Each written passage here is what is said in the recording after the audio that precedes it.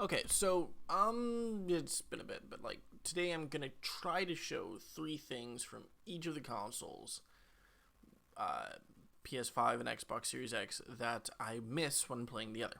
Um, it's a little bit easier for one than the other, but so just why I'm going for three rather than five each, 10 each, whatever.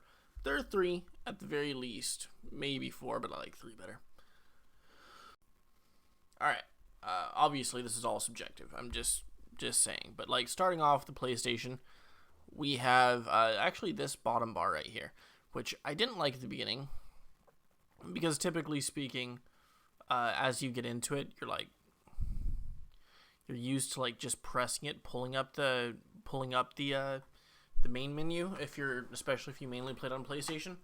But once I got used to it, just being able to pull this up, still see what's going on behind me, and then like fiddle through like whatever achievements, look at music, be like, all right, cool, I can pop up some freaking songs like that, game base, see what all my friends are doing.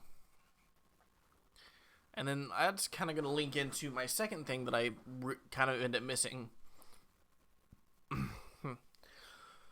when I'm playing the Xbox, which is the broadcasting section, just kind of how obscenely easy it is to run it, especially if you if you want to pay $60 extra for the special camera you have to use, which is a little annoying, but so you can stream just so much easier right off of the PlayStation than you can the Xbox. The Xbox, you can go live on Twitch, but it's just a lot easier to go live on your PlayStation straight through there.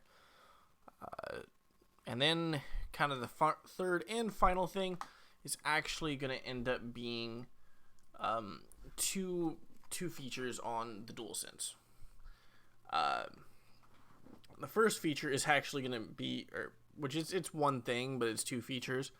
It's the mic and the speakers. The fact that this thing itself is technically a headset in and of itself, that I can just kind of use it as a headset when I don't want to get up and go figure out where the hell I put my actual headset. I can just be like, all right, well, there we go, headset on mute, headset works fine, and that's what I would say is actually my it's my three things that I miss when I'm playing on the Xbox that I wish were on that. Okay, and this is kind of going to lead into really well, actually, the things that I miss on the that I wish were on the PlayStation and I want on the Xbox. God damn, I am so fucking tired right now. I should not be doing this. Anyway, things that I wish I had that I miss when I'm playing on my PlayStation that are on my Xbox. And the first thing is actually going to be just the controller itself. And I know people really love the DualSense, but personally it just doesn't fit in the hand near as well as even just the basic controller that comes out of this, let alone kind of the Elite controller that I have here. And like just how that thing, like, oh my god, having all of those freaking buttons, absolutely freaking amazing.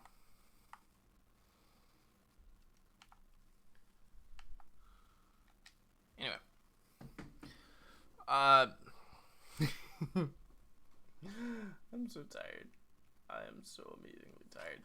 Alright, the second thing is actually going to end up being right over here. I have folders. Go to my games and apps, and I have folders. Shooters, RPGs, random fun, videos, suggested apps, quick resume, which that's... But anyway, folders. Just the fact that, like, my huge library of games, I can organize. I can be like, well, instead of, going through here, like, all games, cool. I can go, well, what games do I want to play? Play a shooter. All of these are shooters. Play an RPG. All of these are RPGs. And you know what? Unlike even the PS4, they can be in multiple folders at once. or I'm not. Are these like? I think they're called something other than folders. The groups. They can be in multiple groups at once. But in any case, it makes it easier to just kind of organize my own thing, and that's as someone who would probably spend 100 hours fiddling with my freaking who spends tons of time fiddling with my book collections and my actual physical game collections. Just being able to do that on a digital front is an amazing thing. Finally, actually right up here, we have my other favorite thing, and right now all I've got is Cyberpunk, but that's because the other game I was playing was glitching out on me, so I had to force close it. Borderlands 3 is not in a good state right now. I don't know what the fuck's going on, but it's freaking out lately. Anyway, I can literally just quick resume. Being able to play a game for like 20 minutes, then swap over to a different one, and then just swap right back with no changes. I remember like when I first got this, I was doing this with Tetris Effect. I was playing like what was I think I was actually playing Cyberpunk mainly. I was playing Cyberpunk, getting frustrated at a glitch or something, being like, all right, 10 minutes of Tetris Effect to just kind of cool my jets and listen to that music, because that music is really cool. All right, and there you go. There's 3 things each. One of these I can think of off the top of my head, at least 2 more things.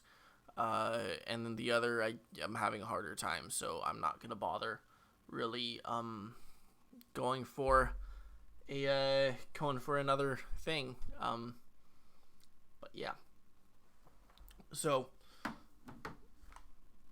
yeah, the consoles, there's good for each, and I actually, like, I'm not sure which one's better, because the one that has some good things are really freaking good, and the one that has some things that and the one that doesn't have, the one that has more good things, or one that has less good things, or has really fucking good things, and the one that has more good things, I'm not sure if each of these tiny little quality of life, except for like one being huge, really affected as much.